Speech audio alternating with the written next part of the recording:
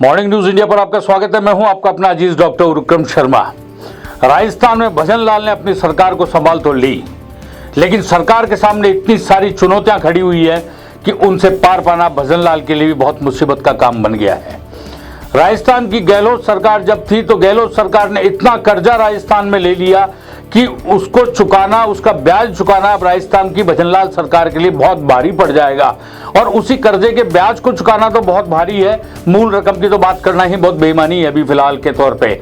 लेकिन क्या इस डेवलपमेंट के लिए किस तरीके से पैसे को मैनेज किया जाएगा, उसके लिए अब भजनलाल को एक बहुत व्यापक और ठोस रणनीति बनानी पड़ेगी। क्योंकि सबसे बड़ी चीज ये है कि नया कर आप लगा नहीं सकते, पुरानी आपने घोषणा पत्र के अंदर इतनी सारी मुफ्त की चीजों को इन्वॉल्व कर दिया, वो देना भी जनता को जरूरी है। क्योंकि 2024 में लोकसभा चुनाव है, उस लोकसभा चुनाव से पहले वो कमिटमेंट्स को पूरा करना जरूरी है। कुल मिला के देखें तो भजनलाल के मुख्यमंत्री का ताज तो पहन लिया, लेकिन ये ताज और सिंहासन कांटों भरा है। इसे कैसे पारेंगे, अब एक तो दिखाते हैं, आपको बताते हैं क्या स्थितियां गहलोत शासन में हुई और क्या राजस्थान में विरासत के अंदर भजनलाल को सिर्फ कर्जा कर्जा और कर्जा ही मिला। आप देखिए 5.37 लाख करोड़ का राजस्थान पे इस समय कर्जा हो गया।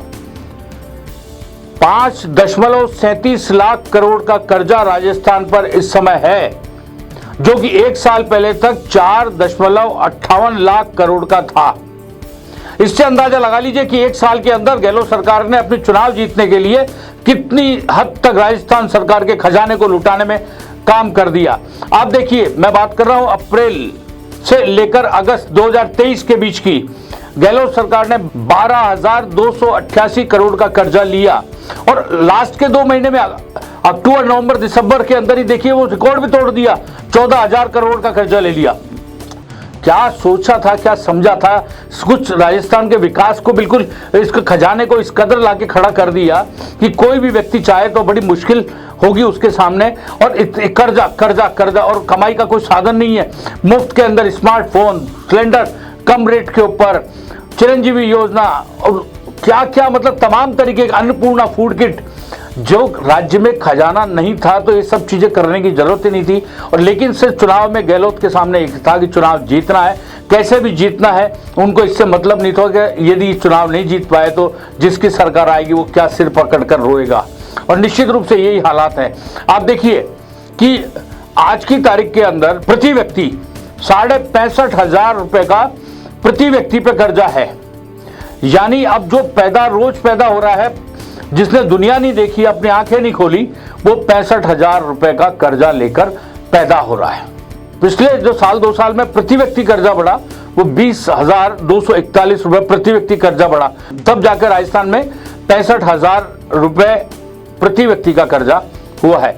आप देखिए, इसके बाद में खाली राजनीति के लिए हो तब तक तो ठीक है, लेकिन राजनीति राजस्थान को बर्बाद करने के लिए हो, उसका नायाब उदाहरण गहलोत शासन रहा।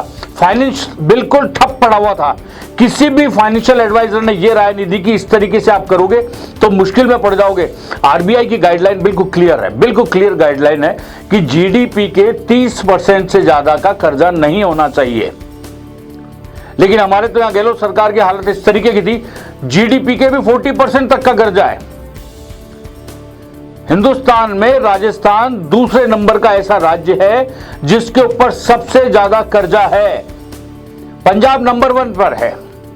पंजाब में जीडीपी का 53.3% कर्जा है। राजस्थान में जीडीपी का 40% कर्जा है, 15% सिर्फ ब्याज में जाता है। ये कैसा शासन है? किस कुशासन को देकर चले गए? किस सुशासन की बात की थी? आप देखिए, हालत यह है कि राज्य का खजाना पूरी तरीके से खाली है और तनख्वाह देने के भी संकट इस समय पड़े हुए हैं।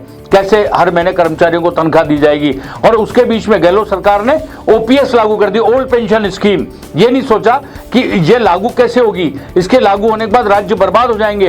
केंद्र लगातार चेताता रहा कि ओपीएस मत लागू करो, ओपीएस को लागू करना बहुत हानिकारक होगा राज्य का, लेकिन वोटों के चक्कर में ओपीएस लागू करी। परिणाम क्या रहा? जनता सब समझती है, कर्मचारी सब समझते हैं कि ओपीएस लागू कर दी तो देंगे कहां से, और देंगे नहीं तो उनका भला कैसे होगा।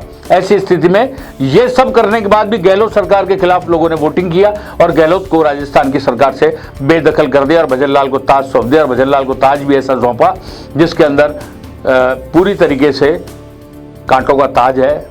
इस कांटों भरे ताज से पार करना भजन लाल के लिए एक बहुत बड़ी चुनौती है।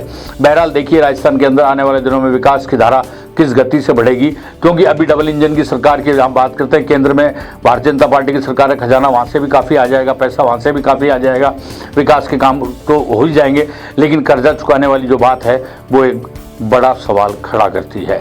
आने वाले दिनों में देखिए राजस्थान किस करवट बदलता है, किस तरीके से शासन होता है, किस तरीके से फाइनेंशियल जो है इम्प्रूवमेंट की बात की जा सकती है, किस तरीके से सोर्सेज ऑफ इनकम को बढ़ाया जाता है, किस तरीके से फिस्कल डेफिसिट की ओर जारी सरकार को बचाया जाता है। आप बने रहिए हमारे साथ, हम आपको यूं ही अपडेट देते रहेंगे। तब तक के लिए दीजिए मुझे इजाज़त। नमस्कार।